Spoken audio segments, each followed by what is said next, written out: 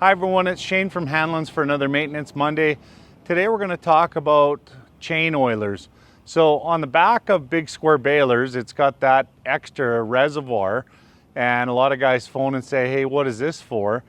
That actually looks after your chain lube. It's an option on balers, so some balers have it, some don't. But what you do is you go into the monitor and you actually adjust in the monitor screen how often it oils and for how long it oils. And then there's actually little lines that go to your main drive chains, and it's got a little brush and it will pump oil for a set amount of time, puts it into that little brush, and then the brush puts it onto the chain.